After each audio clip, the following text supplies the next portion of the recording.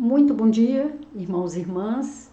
Neste domingo, nós vamos dar continuidade sobre o tema iniciado domingo passado, que foi a ética cristã e os 10 mandamentos. Domingo passado, nós vimos uma panorâmica na lição inicial sobre a importância, a relevância, dos 10 mandamentos para a igreja.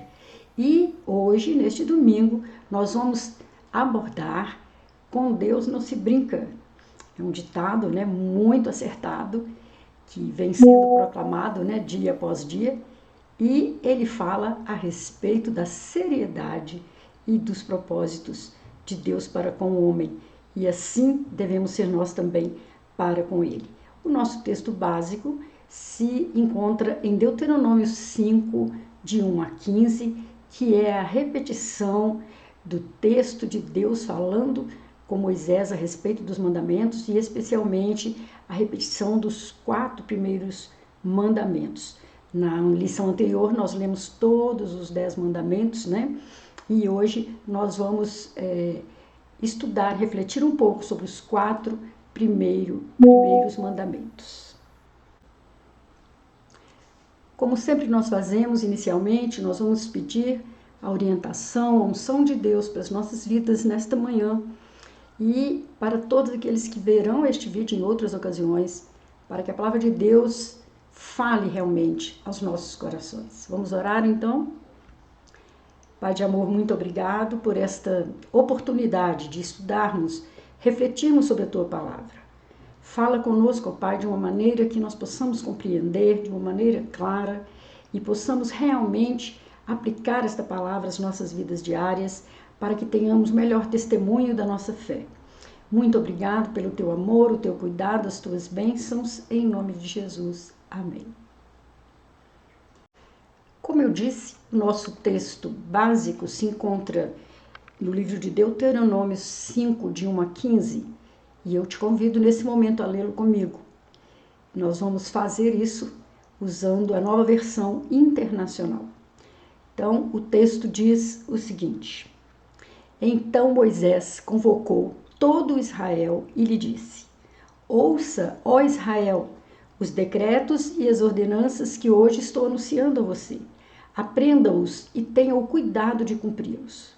O Senhor nosso Deus fez conosco uma aliança em Horebe. Não foi com nossos antepassados que o Senhor fez essa aliança, mas conosco, com todos nós que hoje estamos vivos aqui. O Senhor falou com você face a face, do meio do fogo, no monte. Naquela ocasião, eu fiquei entre o Senhor e você para declarar-lhe a palavra do Senhor, porque você teve medo do fogo e não subiu o monte. E ele disse: Eu sou o Senhor, o teu Deus, que te tirei do Egito, da terra da escravidão. Não terás outros deuses de além de mim. Não farás para ti nenhum ídolo, nenhuma imagem de qualquer coisa no céu, na terra ou nas águas debaixo da terra. Não te prostrarás diante deles, nem lhes prestarás culto, porque eu, o Senhor, o teu Deus, sou Deus zeloso, que castiga os filhos pelo pecado de seus pais, até a 3ª e 4ª geração daqueles que me desprezam. Mas trato com bondade até 1000 gerações os que me amam e obedecem os meus mandamentos. Não tomarás em vão o nome do Senhor, o teu Deus, pois o Senhor não deixará impune quem usar o seu nome em vão.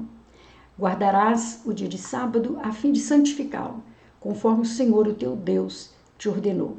Trabalharás 6 dias e neles farás todos os teus trabalhos. Mas o 7º dia é um sábado para o Senhor, teu Deus.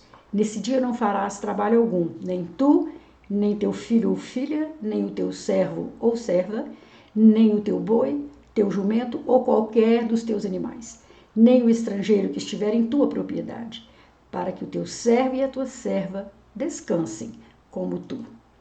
Lembra-te de que foste escravo no Egito e que o Senhor, o teu Deus, te tirou de lá com mão poderosa e com braço forte. Por isso, o Senhor, o teu Deus, te ordenou que guardes o dia de sábado. Muito bem, esse é o texto que a gente vai refletir e nós vamos ter o nosso versículo-chave no capítulo anterior, em Deuteronômio 4, 24, que diz o seguinte: porque o Senhor teu Deus é fogo que consome, é Deus zeloso. O Senhor Deus nos abençoe neste pequeno tempo, breve tempo, que nós vamos ficar juntos aqui, refletindo sobre a palavra dele. Amém. O alvo da nossa lição de hoje é aprender que Deus é perfeito e sério em todos os seus propósitos. Quando Deus fala com Moisés naquele monte, Deus transmite ao seu servo as palavras que ele acha importante, que ele considera as leis que irão forjar o seu povo naquela caminhada até a terra prometida. E depois dessa lição, nós queremos crer que você será capaz de reconhecer a autoridade e a santidade de Deus e que devemos adorá-lo com exclusividade. Nós vamos considerar a perfeição de Deus no relacionamento com Ele e com o próximo. E seremos capazes de tomar atitudes que deem bom testemunho de Cristo. Então, os nossos alvos, o nosso desejo é que realmente essa lição seja marcante nas nossas vidas, na vida de cada pessoa que acessar este vídeo para se edificar. Amém. É interessante, lá no livro de Êxodo, no capítulo 19, a gente verificar como que Deus começa um diálogo com Moisés para instituir os seus mandamentos. Deus convoca Moisés à subida do monte, e ele começa a citar algumas coisas, como, por exemplo, tendes visto o que fiz aos egípcios. Quer dizer, você foi testemunha de como eu retribuí aos egípcios. Depois ele diz, vai ao povo e purifica-o hoje e amanhã, porque no 3º dia, diz o Senhor, à vista de todo o povo, descerá sobre o monte Sinai. E no Êxodo 19 ele continua, guardai-vos de subir ao monte, todo aquele que tocar o monte será morto. Então tem as orientações para o próprio Moisés e as orientações para o povo. E no final Deus declara, eu sou o Senhor teu Deus, que justifica todas essas imposições. E Deus promete então tomar a Israel como sua propriedade peculiar diante de todos os povos. E se a nação não se comprometer a preservar em si mesmo 4 características particulares de Deus, ele então quer firmar esse pacto, que a nação se comprometa a preservar esses 4 tópicos que hoje nós vamos refletir a respeito deles. É muito, muito interessante, se você não viu o vídeo anterior, que fala da relevância dos 10 mandamentos para a igreja, como que os estudiosos aplicam uma divisão entre esses 10 mandamentos. Os 4 primeiros relativos a Deus e o homem, e os 6 restantes relativos a nosso relacionamento com o nosso próximo. Orientações precisas, claras, perfeitas, e que para nós continua tendo a mesma importância, agora ainda mais ampliada e mais revelada pela graça de nosso Senhor Jesus Cristo. Então, o primeiro ponto que nós vamos ter hoje aqui é a exclusividade de Deus. Deus começa dizendo, não terás outros deuses diante de mim. Isso não significa dizer que existam outros deuses e que Jeová, o Senhor, tenha medo deles. Deus não teme o inexistente. Adorar outro Deus, como dizem Oséias 12:1, é adorar o vento. Não existem outros deuses. Martinho Lutero disse que as pessoas que confiam na sua grande habilidade, inteligência, poder, misericórdia, amizade e honra próprios, têm um Deus que não é verdadeiro. Olha que interessante. Ter um Deus com letra minúscula significa possuir alguém em quem o coração confie por inteiro. Então a pessoa está direcionando a sua confiança, direcionando a sua atenção, né, ali para algo que não é verdadeiro. Mas não é incomum a gente ver cristãos colocando outros deuses no lugar do Deus verdadeiro. E o que seria isso? É aquilo, como eu citei, que eu coloco como importância e prioridade na minha vida, ocupando um trono e um lugar que é de Deus. Então aqui entram até celebridades, times de futebol, partidos políticos, a própria esposa, a própria família, o trabalho, o filho. Enfim, nós podemos destituir Deus daquele local de prioridade na nossa vida, colocando outras pessoas ou coisas ou entidades ou organizações que realmente vão tomar a nossa energia, a nossa devoção, a nossa admiração, a nossa confiança e realmente então está fazendo um papel de Deus na vida das pessoas que assim procedem.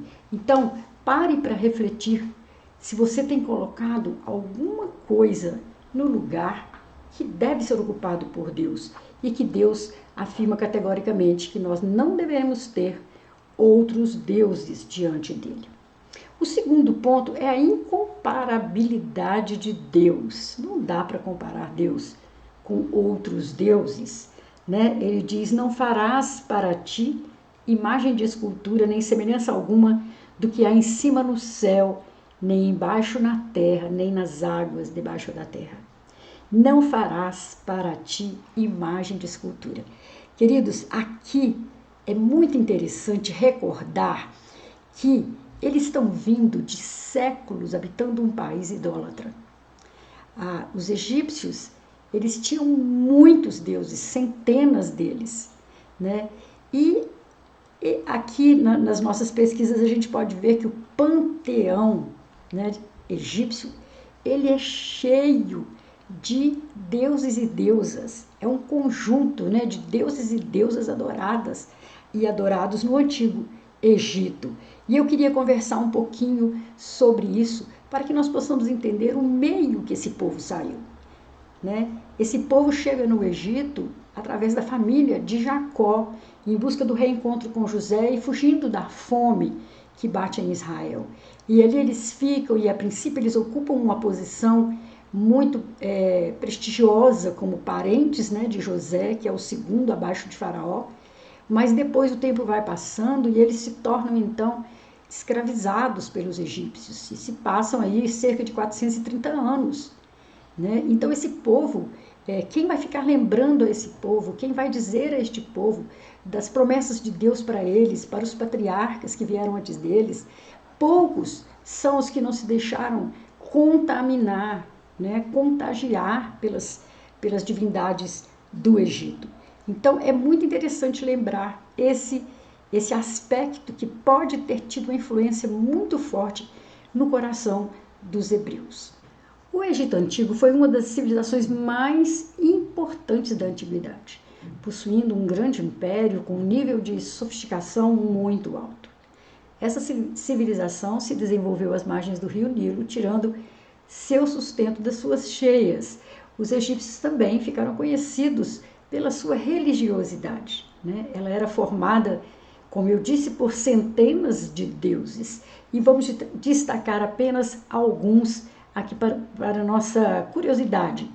Um chamado Ra, conhecido como Deus Sol, era um dos deuses mais importantes do panteão egípcio. E em determinado momento da história do Egito, ele foi considerado de fato o mais importante deles. Nesse período, ele foi visto como o Deus mais poderoso, criador do universo e aquele que governa os vivos e os mortos. E ele era representado pelos egípcios na forma de um falcão. Olha, uma ave, né? Também temos a deusa Ísis, Ísis foi a deusa mais importante do panteão egípcio e era considerada a mãe de todos os faraós. Essa associação de Ísis com os faraós é manifestada no próprio nome dela, cujo significado é a deusa do trono. Ela era casada com seu irmão Osíris e era mãe de Horus. E os egípcios acreditavam que ela auxiliava os mortos a alcançarem a vida eterna. Tem também uma outra divindade chamada Osíris. Era conhecido como quem julgava os mortos em seu tribunal e era tido como quem ensinou os homens a plantarem, a cuidarem do solo, e por isso ele era considerado o inventor da agricultura. Ele foi morto por seu irmão Sete, mas foi ressuscitado por sua irmã e esposa Ísis, e desde então passou a governar o submundo. Era um dos deuses mais adorados de todo o antigo Egito. Temos também Amon, considerado deus do sol e do ar. E Amon tinha um culto muito forte na cidade de Tebas. Também foi um deus muito importante. Muitos textos religiosos o colocaram em um lugar de predominância, assim como foi com Ra. Em determinado momento da história egípcia, houve uma unificação dos cultos de Amon e Ra, dando origem à divindade Amon-Ra. Bem, havia inúmeros outros deuses, né? Mas como nós falamos, esses deuses eram representados na forma de aves, de bichos poderosos, ou de metade homem, metade bicho. Enfim, eles tinham imagens que eram cultuadas por toda a terra do Egito. E eles acreditavam, né, em mitologias, em rituais mágicos, enfim, era de fato um povo muito religioso. E os hebreus estão ali escravizados e convivendo com essas atitudes, com esses rituais, com essas crenças, né? E Deus então vem através de Moisés e é categórico ao afirmar que não deveriam fazer imagens de escultura sobre ele, o Deus de Israel, que ele seria um Deus invisível, um Deus que não seria representado por nada, por nenhuma forma humana ou a forma de qualquer coisa que exista na natureza. Então daí nós vemos a importância, né, desse mandamento de não fazer a imagem de escultura e a ela não dar culto, né? Então, por quê? Porque a idolatria, ela rebaixa o Senhor, ela traz o Criador no nível da criatura. E em Deuteronômio 5:9 nos mostra a reação de Deus à prática da idolatria. E há pelo menos 3 razões, né, fundamentais para a proibição das imagens. A primeira é que a revelação de Deus é por meio de palavras e não por formas. Gente, eu achei isso de uma profundidade. A revelação de Deus é por meio de palavras e não por formas. A ênfase é no conhecimento e não nos sentidos. E em outras palavras, o povo ouviu a voz de Deus, mas jamais viu a forma de Deus, nem poderá vê-lo. E segundo, Deus requer atenção especial ao seu nome e não à sua imagem, ao seu nome. O caráter de Deus está bem expresso em seu próprio nome, até porque a Escritura o caracteriza, como eu disse, como Deus invisível, lá em 1 Timóteo 1,17. Invisível, mas real. E a idolatria é um absurdo, é um desrespeito à inteligência adorar alguma coisa feita por nós mesmos. Paulo disse aos religiosos atenienses que o Deus que fez o mundo e tudo que nele existe, sendo ele Senhor do céu e da terra, não habita em santuários feitos por mãos humanas. E acrescentou, não devemos pensar que a divindade é semelhante ao ouro, à prata, à pedra, trabalhados pela arte e a imaginação do homem. Um atentado à inteligência, né, do homem, prestar um culto a algo que ele mesmo criou, ele mesmo fez e postou e colocou em algum lugar. Ele presta adoração. E a segunda parte do versículo, né, a primeira é não farás para ti imagem de escultura, e a segunda parte é não as adorarás nem lhe darás culto. E essa proibição é justificada pelo próprio Deus, porque eu sou o Senhor, o teu Deus, o Deus zeloso. A palavra zeloso, aqui na versão internacional, ela é mais apropriada porque em algumas versões traz o termo ciumento. E essa palavra ciúme, ciumento, hoje em dia tem uma conotação muito negativa, né? Então não se trata de intolerância, mas Deus quer exclusividade. Quer que o nosso relacionamento com Ele seja fruto da singularidade de Deus, que Ele não é um Deus entre tantos, Ele é um Deus único. E a singularidade do seu relacionamento com Israel. Marido algum que ame sua esposa vai tolerar dividi-la com outro homem. E assim é o Senhor Deus com seu povo, né? Ele quer exclusividade. Então, nós vemos como que Deus vai colocando as suas normas de adoração, o seu desejo que esse povo seja realmente um povo peculiar, de propriedade peculiar de Deus. Então, ele vai dizer com muita dureza, né, que aquele que lhe desobedece, que desobedece à lei de Deus, numa geração, fatalmente irá afetar as gerações futuras, né? E o que chamamos de resultados naturais, escravidão, exploração, imperialismo, poluição, imoralidade, violência, são apenas uma expressão da lei de Deus em atividade, punindo a desobediência da sua vontade. Isso aqui é segundo Cowley. Então, fazer e adorar ídolos são atos muito mais sérios do que pensamos. As consequências sobre a pessoa, a família, cidade e até país são maiores do que se pode calcular. Daí, né, o apóstolo Paulo nos recomendar lá em 1 Coríntios 10, 14, fugir da idolatria. É muito interessante nós vermos quando uma pessoa se converte, tem aquela experiência real com Deus, como que todos os ídolos a quem ela serviu, adorou e considerou, perdem o seu significado, perdem a sua importância diante do conhecimento de Deus, diante da experiência com esse Deus maravilhoso. O terceiro tópico é a santidade de Deus. E o versículo para nos guiar nessa reflexão é: não tomarás o nome do Senhor teu Deus em vão. Observe a ênfase: o Senhor não terá por inocente o que tomar o seu nome em vão.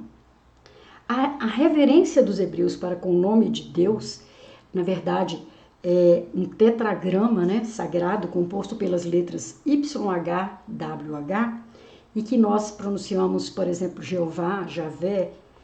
Era tão grande essa reverência que os copistas usavam uma pena especial para escrevê-lo. Olha que cuidado, que zelo, né? Eles iam copiando as coisas, mas quando chegava nesse tetragrama, eles trocavam de pena, né? Escolhiam uma pena especial para escrevê-lo. E como cristãos, nós carregamos o nome de Cristo, né? Está lá em Atos 11, 26. Um nome que está acima de todo nome, conforme Filipenses 2,9. Ser cristão é ter o caráter de Cristo revelado em seu nome. Mas existem ocasiões em que tomamos o seu nome em vão. Aqui nós vamos tirar da própria Escritura, né? Que em Mateus 15, 7, 8, por exemplo, diz que quando o louvamos com os lábios e não com o coração, é uma maneira de estar tomando esse nome em vão. Quando assumimos o nome e não atentamos para a responsabilidade desse compromisso. Você é cristão? Eu sou cristã? Somos, mas não temos compromisso com esse nome. Quando pensamos de nós acima do que convém, como lá em Romanos 12, 3, em 1 Coríntios 10, 12, nós nos achamos muito além do que convém, nós estamos tomando o nome de Deus em vão. Quando nós professamos a fé, mas não exibimos frutos dignos dessa fé. E quando oramos, sem crer no que dizemos, nós transformamos a oração numa reza, numa repetição sem sentido de frases. Então, as pessoas que lidam com o sagrado, com as coisas sagradas, com muita frequência, permitem que a familiaridade apague o respeito e a seriedade que devem ter com o divino. É meio que a gente, quando está muito acostumado, né, a frequentar o templo, aquilo se torna um ambiente tão familiar para nós, que de repente nós estamos sem a reverência devida ao local, sem a reverência devida ao que está sendo feito. Banalizamos, de certa forma, e isso é considerado, então, tomar o nome de Deus em vão. Devemos, como eu disse na lição anterior, né, repensarmos a nossa prática, os nossos hábitos de usarmos expressões com o nome de Deus toda hora, né? Mas eu penso que essa profundidade dessa reflexão vai além, né, de simplesmente expressarmos ó meu Deus, ó Deus, pelo amor de Deus, expressões que às vezes fazem parte dos nossos hábitos, mas que nós possamos repensar, né, o nosso compromisso com este nome. E o quarto item é a autoridade de Deus. Lembra-te do dia de sábado para o santificar. De fato, é um dos mandamentos mais polêmicos, né, aos olhos de alguns, sobre a questão da guarda do sábado. O exemplo do próprio Deus Pai é lembrado. Deus descansou no 7º dia da criação. E na lei mosaica, o número 7 era repetido 3 vezes. O 7º dia era dia de descanso e era obrigatório para todo homem. A cada 7 anos, a terra deveria ser poupada das plantações, era o ano sabático. Gente, isso é tremendo. Em Levíticos 25, de 1 a 7, você vai poder ler sobre isso. A terra descansava um ano. Após 7 anos sabáticos, que seriam 49 anos, o 50º ano era o ano do jubileu, também está lá em Levíticos 25. E nesse ano havia liberdade para os presos, retomada da terra vendida e descanso da terra. Então, a ênfase aqui não é o dia, é o motivo, é o descanso. Dia de descanso. E nós, evangélicos, que guardamos o domingo, que razões temos para tal comportamento? Por que fazemos isto? Muitas vezes nós dizemos que guardamos o domingo, mas muitas vezes nós realmente não descansamos no domingo. Olha que coisa interessante a ser refletida. Bom, a principal razão, a razão fundamental de nós termos feito do domingo nosso dia de culto e adoração é que Cristo ressuscitou no primeiro dia da semana, não domingo, né? Conforme João 21. Cristo apareceu ressurreto aos discípulos num domingo, conforme João 20, 19. Outra aparição aos discípulos se deu também num domingo. O Espírito Santo foi dado à igreja num domingo. A prática de se reunir aos domingos era constante na vida da igreja, como nós podemos ver em Atos 2, Atos 20, em 1 Coríntios 16. Infelizmente, o legalismo judaico absorveu o sentido espiritual, moral e humano do sábado e tornou um fardo opressor para o homem. Então, desfocou realmente o significado que Deus queria dar para o dia de descanso. Scott Horrell diz que a questão não é o dia, como eu disse, a questão é adorar todos os dias e separar um dia para descanso, para congregar a família, para ter comunhão com os demais irmãos. Esse que é o sentido verdadeiro de separar um dia da semana. Usemos bem todos os dias da nossa vida. Vivamos sua presença todos os dias da nossa vida. Mas celebremos a fé no domingo, o dia que marca o surgimento da nova criação de Deus efetuada em Jesus. Então, queridos, para você que trabalha no domingo, num hospital, ou dirigindo um ônibus, ou numa empresa em que se faz necessário você trabalhar num domingo ou num sábado, o importante é você ter na sua vida um dia para descanso, um dia para estar com a sua família, um dia para você cultuar a Deus com mais liberdade, com mais expressão, né, e em comunhão com seus irmãos. Então, esse dia vai remeter à autoridade de Deus. Para isso é citado lá no ato da criação, que no 7º dia até Deus, né, descansou. Um dia da semana pertence a Deus. Reconhece-se a autoridade de Deus, guardando o dia do repouso, visto que esse dia lembra que Deus é o Criador, o sustentador, a quem devemos culto. Então, queridos, é tão interessante, porque quando Jesus é cobrado pelas pessoas que ele está comendo, colhendo milho num dia de sábado que ele está passando com seus discípulos diante de uma roça de milho, e ele colhe algumas espigas para comer, porque eles estão sem alimento. Alguém diz, mas você está profanando o sábado. Ele fala, gente, o sábado foi criado por causa do homem, e não o homem por causa do sábado. O sábado, o dia do descanso, Shabat, significa descanso. É necessário para a pessoa humana, para o ser humano. Então, que nós possamos fazer disso também uma maneira de honrar a Deus, separando esse dia para Deus, específico para Deus, para o descanso e também para a comunhão com Ele. Então, partindo aqui para as nossas considerações finais, é muito interessante a gente recordar a cada instante, né? A cada instante, que esse Deus é maravilhoso, é o Criador do universo, é o nosso Criador, a quem nós devemos culto, nós devemos honra, nós devemos louvor, nós devemos gratidão por tudo que Ele é e faz por nós. Então, tudo foi planejado por Deus, pertence a Ele, é sustentado por Ele. Deus chama para si mesmo a seriedade no seu trato com os homens. Ele diz, eu sou o Senhor teu Deus, Deus zeloso, que visito a iniquidade, mas também faço misericórdia. Cada um de nós, nesse final de estudo, pode perguntar a si mesmo as seguintes perguntas.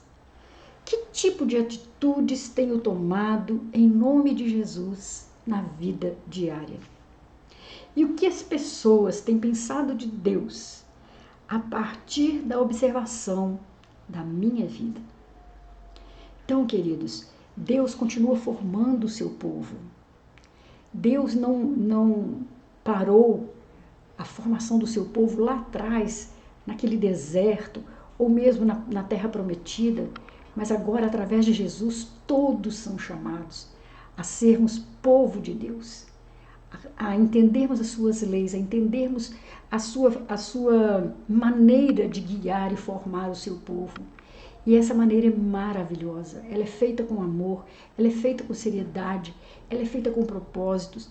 Então, que esse estudo possa trazer para você a seriedade que Deus dá aos seus atos, a sua obediência, o seu carinho, o seu amor por Ele. É necessário, né, de levarmos Deus a sério, de levarmos a nossa fé a sério, de não brincarmos com Deus, de não brincarmos de ser cristão, de levar um nome e não manifestarmos a grandeza desse nome. Então, eu quero deixar aqui as minhas orações, que Deus faça de nós, o seu povo, um povo realmente sério, um povo comprometido com Ele, um povo abençoado por Ele, um povo que quer fazê-lo conhecido entre outras nações, entre outros povos, através do nosso testemunho. Que o Senhor Deus te abençoe e te dê uma semana maravilhosa de muita reflexão. Em nome de Jesus. Amém.